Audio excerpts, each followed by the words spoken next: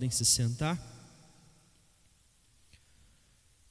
Irmãos, há uma verdade que nós podemos todos analisar juntos, então, nesta manhã.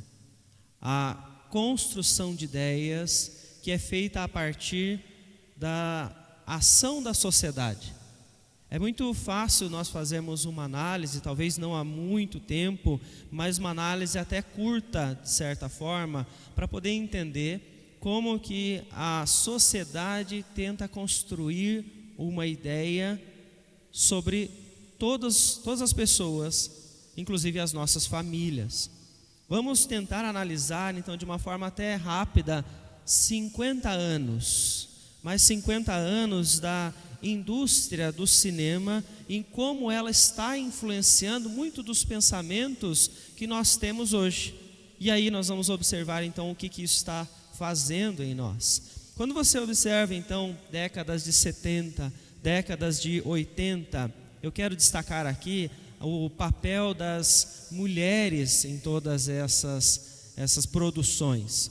Nessas épocas, as mulheres, elas ainda não tinham protagonismo, elas tinham um papel secundário, elas ganhavam, na maior parte das vezes, um papel de par romântico daquele então que era o principal. E é nesse começo de tempo, nesse período, que inicia-se uma transição de ideias. Porque a partir daí você tem uma primeira mulher sendo protagonista num filme de ficção científica, ainda lá atrás. Quando você passa para a década de 90, alguns filmes já começam a trazer essa temática um pouco mais forte, inclusive os infantis. Talvez você já tenha ouvido falar no filme Mulan, que fala então sobre uma afronta de uma mulher para com uma cultura que de certa forma é rígida para ela, mas que leva esta jovem a se vestir de homem e desempenhar na guerra um papel que para ela não era então permitido. Os anos 2000 trazem filmes que talvez você se lembre desse título, como O Diabo Veste Prada, que fala então do empoderamento da mulher, né, como aquela que é chefe, que é ícone no meio então da moda. E em seguida, as gerações começaram a ser bombardeadas cada vez mais com essa atitude tão sutil no meio dos filmes, no meio das séries. E isso começou a vir como uma avalanche sobre nós. Para quê?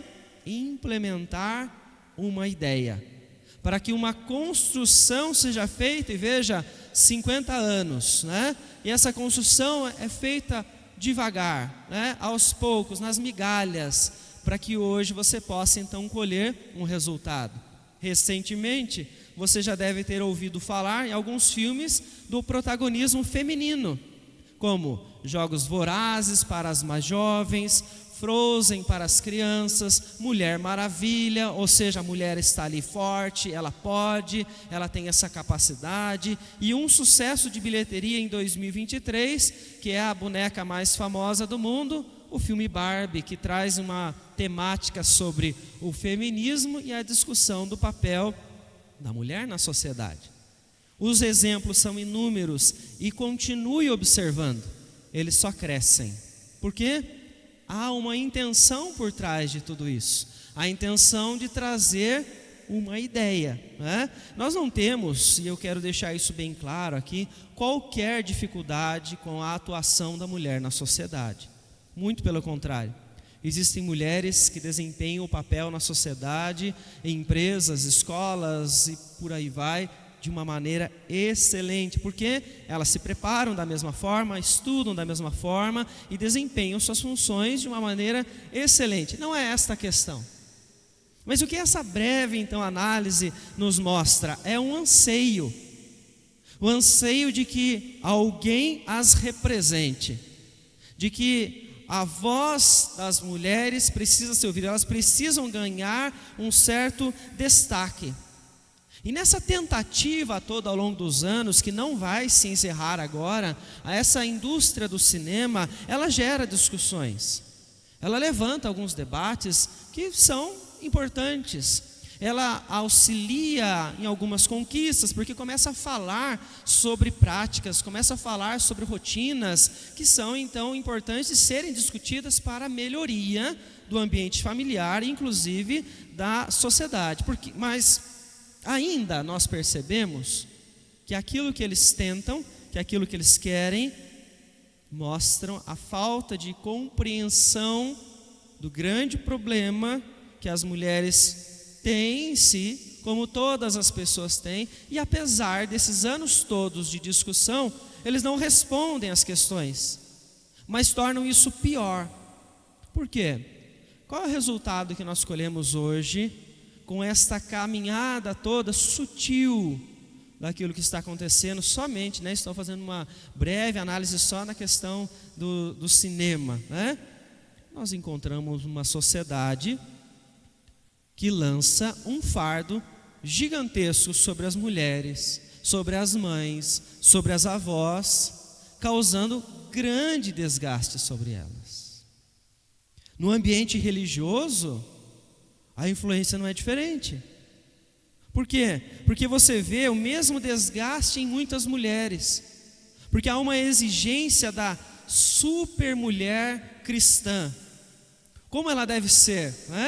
Ela deve ser perfeita, como a esposa dedicada 100%, a mãe paciente 100%, a profissional competente 100%, a serva ativa na igreja do Senhor e, por fim, espiritualmente inabalável. É um ideal de perfeição que só traz exaustão física, emocional e espiritual. Por quê? Está sendo alcançado por vocês? Por alguém? Não. É um ideal que ninguém pode alcançar nesta vida. Qual é o desafio então que nós temos diante deste quadro?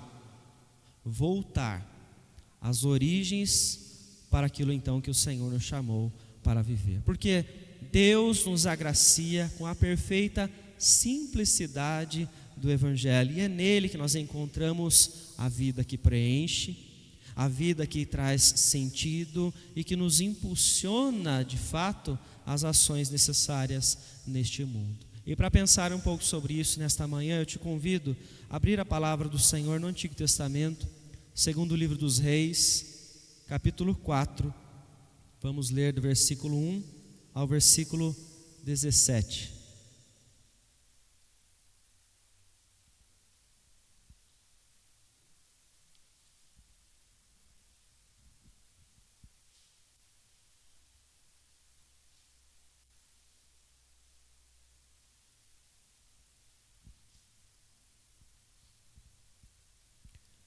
Segundo o livro dos Reis, capítulo 4, do versículo versículo 8 ao versículo 17. E diz o seguinte a palavra do Senhor: Certo dia passou Eliseu por Sunem, onde se achava uma mulher rica, a qual o constrangeu a comer pão. Daí todas as vezes que passava por lá, entrava para comer. Ela disse a seu marido: Vejo que este que passa sempre por nós é santo homem de Deus. Façamo-lhes, pois, em cima um pequeno quarto, obra de pedreiro, e ponhamo-lhe nele uma cama, uma mesa, uma cadeira e um candeeiro. Quando ele vier à nossa casa, retirar-se-á para ali. Um dia, vindo ele para ali, retirou-se para o quarto e se deitou. Então disse ao seu moço Geazi: Chama esta sunamita. Chamando a ele, ela se pôs diante do profeta. Este dissera ao seu moço: Dize-lhe, eis que tu nos tens tratado com muita abnegação. Que se há de fazer por ti? Haverá alguma coisa de que se fale a teu favor ao rei ou ao comandante do exército? Ela respondeu: Habito no meio do meu povo. Então disse o profeta: Que se há de fazer por ela? Geazi respondeu: Ora, ela não tem filho e seu marido é velho. Disse Eliseu: Chama. Chamando a ele, ela se pôs à porta. Disse-lhe o profeta: Por esse tempo, daqui a 1 ano, abraçarás um filho. Ela disse: Não, meu senhor, homem de Deus, não mintas a tua serva.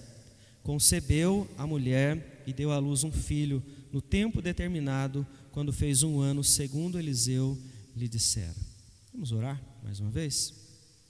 Querido Deus, em nome de Jesus, nós pedimos a Ti, diante da Tua palavra, que o Senhor fale ao nosso coração. O Senhor nos abençoe nesta manhã, através dessa reflexão, para nos direcionar da maneira que Te agrada, para o Senhor nos fortalecer, para assim podermos viver para o Senhor em meio a todos os desafios que encontramos nesta sociedade. Em nome de Jesus, nós oramos e agradecemos a Ti. Amém, Senhor.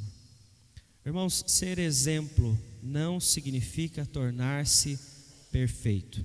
A palavra do Senhor, ela reforça para nós, em vários momentos, a nossa condição corrompida.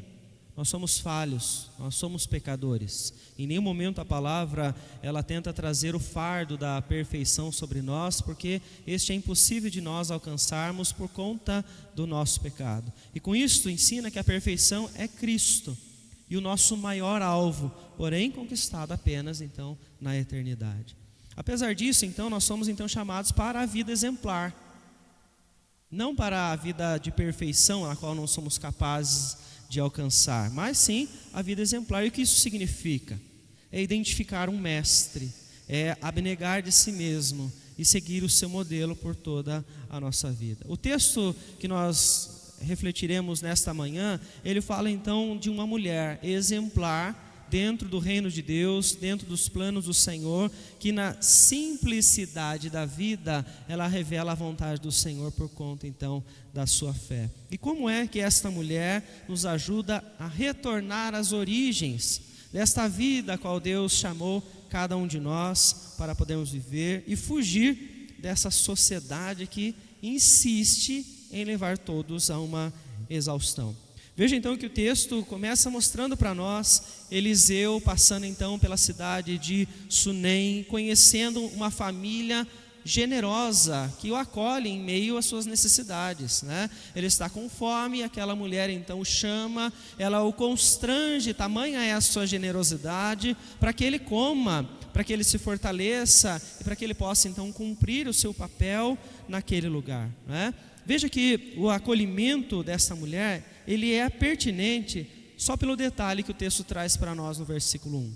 Essa mulher, ela é rica, mas o fato de afirmar o texto que ela é rica não diz que é apenas na condição material, mas fala também de uma mulher que tem grande influência sobre toda a sociedade, sobre toda a comunidade na qual ela está então inserida. É uma mulher que tem respeito das outras pessoas. E isso então permite que todas as vezes que Eliseu passe por ali, essa mulher possa oferecer aquilo que ela tem, que ela possa abençoar este homem, para que ela possa então ser usada pelo Senhor, para que o servo de Deus, o homem de Deus, como ela mesma vai se referir, ele possa então fazer aquilo que Deus o chamou naquele lugar.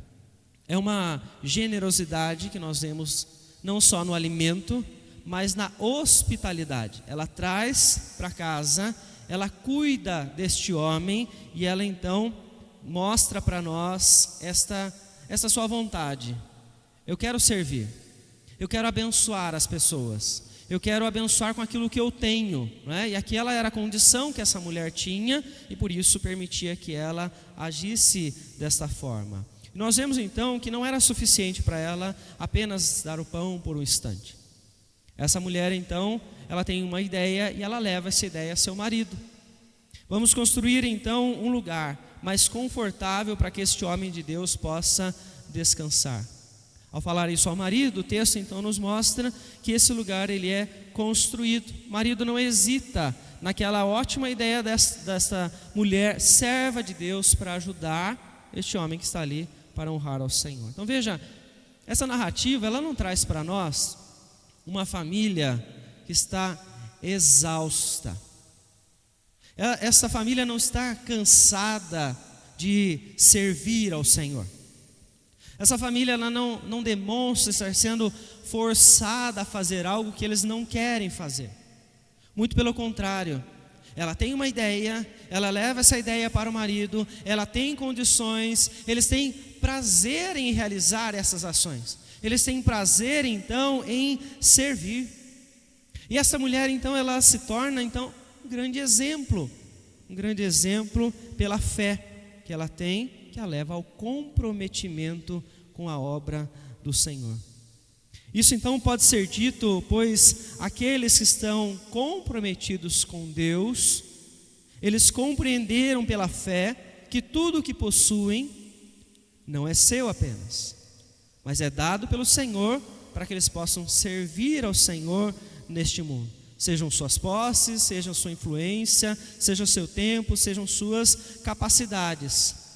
O comprometimento, por sua vez, não faz com que as pessoas necessariamente estejam então todos os dias dentro de uma igreja trabalhando para o Senhor, que muitas vezes nós vemos sendo cobrado por aí.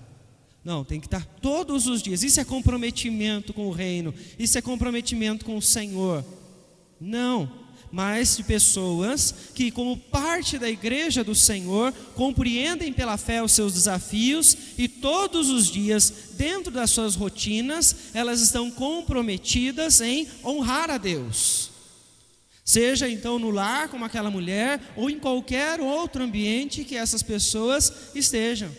Essa perspectiva ela é completamente diferente daquela trazida então pelas pressões que nós vemos na nossa época. Tem que fazer, tem que ser perfeito, tem que fazer desta forma. E isso só está levando as pessoas à exaustão. A fé viva é aquela que é demonstrada no simples do dia a dia. Seja então no olhar sensível de uma mulher para a necessidade do próximo que está passando, próximo então da sua cidade, seja numa conversa que vem de um coração atento, que vem daquele que ama servir ao Senhor. Esta é a fé viva que nós somos chamados então para demonstrar neste mundo, no simples, não nas ações grandiosas, mas na vida, na rotina que cada um de nós tem. Eliseu compreende isso. Eliseu vive esta fé da mesma forma como esta mulher, porque veja que em seu coração Deus o move para que ele responda aquilo que ela está fazendo na mesma generosidade, ou talvez ainda mais, porque ele procura o seu servo Geazi para que ele traga aquela mulher, para ele entender qual é a necessidade que ela tem, como é que nós podemos então retribuir a sunamita para que ela possa então ser abençoada por nós também pelo que nós podemos oferecer. Nós temos aqui uma mulher comprometida com Deus, que não faz para receber elogios ou para receber qualquer tipo de recompensa. A proposta de Eliseu é fornecer qualquer tipo de vantagem para ela, seja perante o rei, seja perante o comandante do exército, e a resposta da sunamita ela é surpreendente. Porque no texto, no versículo 13, no final do versículo 13, ela diz: habito no meio do meu povo. É interessante ver a resposta dela, porque o que ela está nos mostrando nesse momento, além de que ela é uma pessoa que tem prazer em servir, ela está satisfeita. Ela está satisfeita com o que ela tem. Ela está satisfeita com a vida que ela está levando. E ainda mais, ela sabe que o lugar onde ela está, com quem ela está vivendo, vai ser o meio de trazer a ela qualquer auxílio da parte de Deus, então se isso for necessário. Ela não quer nada dos reis. Ela não quer nenhuma vantagem com os comandantes do exército. O que ela tem já é suficiente. Viver no meio do povo de Deus torna a vida desta mulher algo simples, mas cheio de prazer. Esta vida me alegra. Aquilo que eu tenho me alegra. Veja então que, mais uma vez, ela nos mostra algo que é prazeroso. Não é um fardo para ela. Não é exaustivo. Não é desgastante esta vida em comunidade, mas é um ambiente de parcerias. Ela sabe dessa resposta que vem dos irmãos, daqueles que têm fé. É um ambiente onde ela consegue encontrar o cuidado. É um ambiente de sensibilidade para com as necessidades, assim como ela demonstra, ela tem a plena certeza de que aquilo virá sobre ela, se ela precisar, da parte daqueles que também creem então no Senhor. Ela não precisa, no meio da comunidade, ser vista para ser, então, se sentir satisfeita. Ela não precisa responder a inúmeros padrões da sociedade para ser aceita. Não, a fé no Senhor conduz esta mulher para o melhor ambiente. O ambiente da comunidade, onde todos entendem que obedecer a Deus é muito melhor do que sacrificar. Ou seja, a vida simples, o dia a dia, a comunhão e o serviço ao Senhor no simples que nós todos vivemos. Isso é muito importante porque não fala de cargos, não fala de funções, que muitas vezes é pesaroso, mas fala da vida simples, do prazer de estar com as pessoas, do prazer então de simplesmente viver para Deus em meio à sua casa, sua família e o povo do Senhor. Outro dia eu observei um story, nas redes sociais de uma irmã em Cristo, que ela dizia o seguinte: ela estava em meio a uma viagem com seu marido, e ela, nessa viagem, que só estavam os dois, eles já tinham até deixado as crianças de lado para eles poderem aproveitar, e nessa viagem ela se encontra com irmãos em Cristo. E a frase dela que me chamou a atenção é que ela disse assim: como é bom viver o reino de Deus, porque no reino de Deus nós encontramos a nossa família em diversos lugares, até de formas inesperadas. E ela olhou para aqueles irmãos e ela olhou com carinho, com este amor de família, e os abraça e os recebe, como nós vemos qualquer parente de sangue que nós temos, que nós amamos e que por vezes deixamos um tempo sem visitá-los, sem conversar com eles e depois reencontramos. Isso me chama muita atenção, porque essa é uma perspectiva sobre a comunhão, uma perspectiva sobre a igreja, que nem todas as pessoas param para refletir. Que a família do Senhor, ela é também um lugar de proteção, ela é também um lugar de conforto, ela é também um lugar de amizades, de alegrias, de parcerias. Não precisamos então de recompensas pelas nossas ações, mas nos agradamos em Deus em meio àqueles que também servem ao Senhor. Esta é a afirmação que esta mulher traz neste momento, quando Eliseu e Gease oferecem a ela qualquer tipo de retribuição. Irmãos, isto é a maravilhosa graça do Senhor. A graça de Deus, ela é vista em nossas vidas em diversos momentos e em diversas intensidades. É alguém agir com misericórdia com relação ao outro. Isto é a ação do Senhor, é a graça de Deus através da sua vida. Quando então Eliseu, através de Gease, descobre que aquela mulher, ela ainda não tinha filhos, ele intercede a Deus para que ela seja agraciada e receba então a herança do Senhor. Essa mulher, ela se torna mãe. A mulher que antes da maternidade já era comprometida com o Senhor e desfrutava da comunhão com o povo de Deus, ela revela agora algo com mais intensidade: a consagração do seu coração ao Senhor. Porque veja, quando a mulher ela se torna mãe, ela vive uma grande transformação. Algumas, erroneamente, elas acreditam e afirmam que a partir daquele momento elas descobriram o motivo de viver. Erroneamente, porque isso se torna uma idolatria no coração das mulheres, quando a transformação é para que, no seu papel de serviço no reino de Deus, ela agora inclui a maternidade. Porém, o seu motivo maior ainda é servir e honrar ao Senhor com a sua vida, com os seus atos em todos os ambientes. Retirando qualquer idolatria aos filhos, é visível o amor transbordante das mães pelos seus filhos.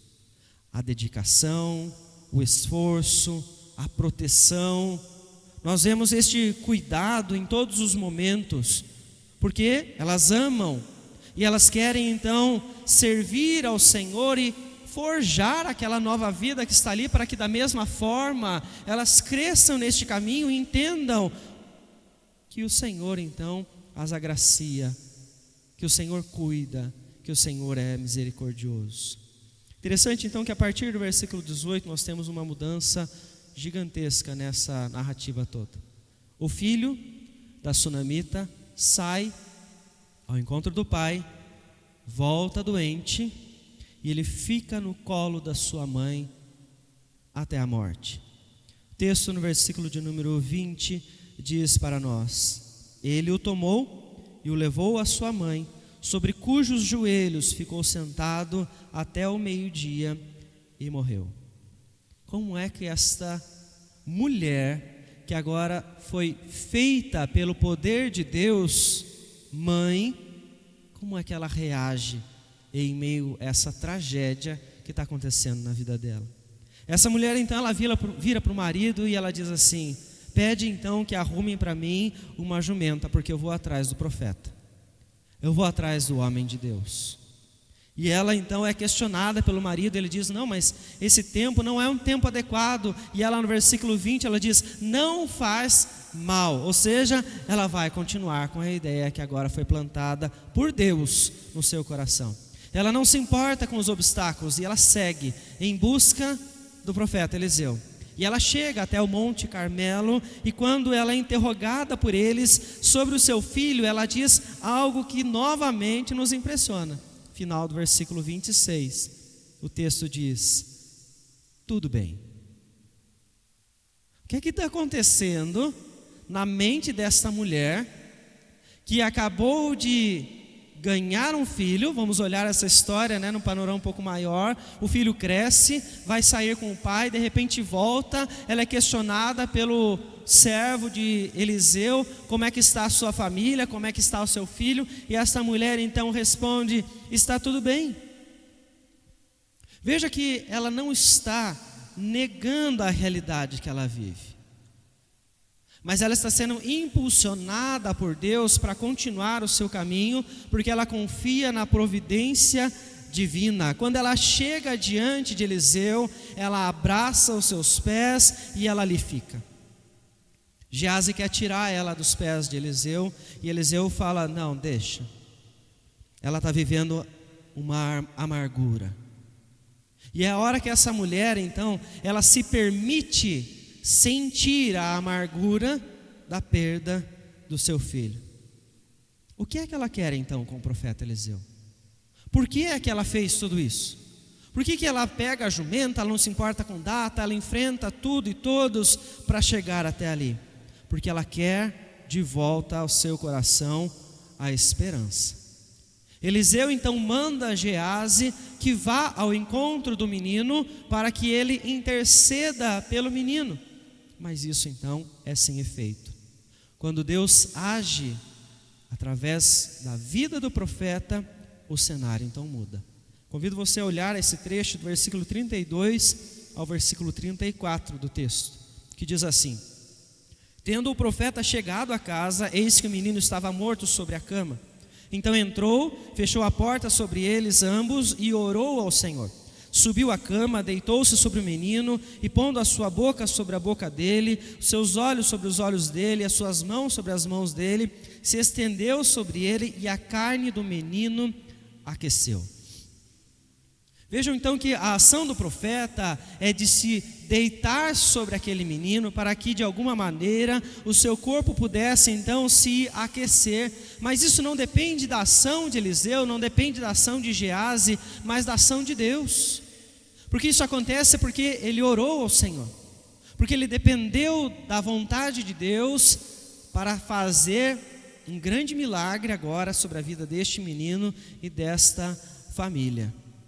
Deus ressuscitou o filho da sunamita para que Eliseu pudesse devolvê-lo à sua mãe e a esperança voltasse à vida dela.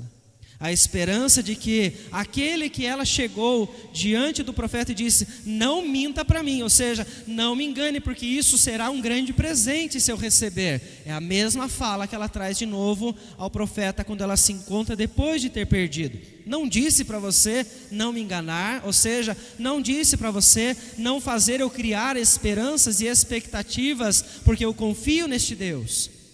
E o que acontece nessa história é que esta mulher, que havia sido transformada através da maternidade, ela tinha o seu coração consagrado a Deus, e ela apenas confirmou a esperança que ela já tinha no Senhor, neste Deus que agora ressuscitou o seu filho. É muito interessante de ver a maneira como ela se comporta, porque a fé dela que moveu ela a agir dessa forma, a fé que leva essa mulher a quebrar as barreiras, a fé que leva ela então a seguir até o profeta e entender que o profeta usado por Deus, ele ia compreender a sua ação e ia interceder por ela. É interessante de nós vermos aqui que a maternidade não afastou essa mulher do Senhor, mas a aproximou ainda mais, tornou ela mais corajosa, tornou ela ainda mais temente ao Senhor, tornou ela mais confiante na providência de Deus sobre a circunstância mais difícil, que é a própria morte. Quantas são as mulheres que hoje estão sucumbindo às pressões da sociedade e esquecendo de consagrar as suas vidas a Deus? Maternidade não é um fardo, mas um presente gracioso do Senhor. As famílias têm o privilégio de, escolhidas por Deus, serem agora mestres dos seus filhos para torná-los discípulos de Cristo Jesus. O nosso desafio é voltar às origens de um evangelho simples, de um evangelho sem fardos, de uma vida simples diante do Senhor em todas as circunstâncias. Mas para muitos isso parece até impossível. Mas o caminho é mais tranquilo, é mais simples do que nós podemos imaginar. Como você pode fazer isso? Nas suas atitudes no dia a dia, seja simples. Porque a vida com o Senhor, ela não é feita de grandes momentos, de grandes ações. Não, é no simples que você é usado. No simples que Deus transforma a vida das outras pessoas. É no dia a dia, é na rotina, é na conversa, é no abraço, é numa fala que você está com as pessoas e elas conseguem entender e aprender com você sobre a verdade do reino. Porque há um comprometimento no seu coração em viver para o Senhor em todos os momentos. Uma segunda questão: viva entre os irmãos. Algo simples, sem peso, sem fardo. Porque a graça de Deus, ela nos chama para podermos viver no meio desta família, família da fé, a qual nós nos deparamos com pessoas que pensam como nós, vivem como nós e desejam honrar ao Senhor por toda a sua vida. Com eles repartimos as lutas, com eles nós então compartilhamos as nossas alegrias e aprendemos uns com os outros. Em especial as mulheres, as mães, as avós que estão aqui presentes, abandonem o padrão exigido pela sociedade. Isso é um fardo que foi colocado sobre vocês que Deus nunca trouxe. Ele chama vocês à simplicidade. Compreendam e vivam focadas no Evangelho de Cristo Jesus. E por último, confie sempre no Senhor, porque a esperança, ela jamais será apagada. A vitória sobre a morte não aconteceu apenas ao filho da sunamita, mas em Cristo Jesus. A sua ressurreição é a prova de que nada poderá ser vencido pelo poder de Deus. Que o Senhor te abençoe com fé, para que você confie, descanse e viva o simples ao qual você foi chamado para viver. Eu gostaria de orar com você neste momento. Feche os seus olhos Em seguida nós vamos passar a surpresa das nossas crianças. Querido Deus, em nome de Jesus, nós agradecemos a Ti, Senhor, por esta manhã, ao poder ouvir a Tua palavra, Deus, e compreender que aquilo que estão tentando colocar sobre nós, em especial nesta manhã, sobre as mulheres, sobre as mães, sobre as avós, é algo que o Senhor nunca exigiu. Eu peço a Ti, Deus, que abençoe a todos nós com fé, para podermos compreender a Tua palavra e vivermos para o Senhor. Que o Senhor, Deus, nos permita viver a leveza da vida simples em Cristo. Que o Senhor nos permita viver sem as pressões que estão tentando colocar, sem esta ideia que estão tentando construir, Senhor. Que como povo do Senhor, que como pessoas que conhecem a Ti, que querem viver para o Senhor nos permita, Deus, levar esta alegria, levar esta leveza a todos os lugares, para que muitos venham até o Senhor, Deus. Em nome de Jesus, ó Pai, nós Te louvamos, porque sabemos que é através de Cristo que o Senhor nos ensina e nos permite viver a esperança esta que jamais será retirada. Em nome de Jesus, que nós clamamos nesta manhã, em especial pelas mães, pelas avós, que o Senhor as abençoe. Que o Senhor continue usando a vida de todas elas para fazer a Tua vontade, Senhor, para cumprir com os Teus propósitos neste mundo e assim, ó Deus, levar novas gerações aos pés de Cristo. Em nome de Jesus que nós oramos e agradecemos a Ti. Amém, Senhor. E que a graça do nosso Senhor e Salvador Jesus Cristo, o amor de Deus Pai e as consolações do Espírito Santo do Senhor estejam sobre todos nós e sobre todo o povo do Senhor, desde agora e para sempre. Amém. Nós vamos passar agora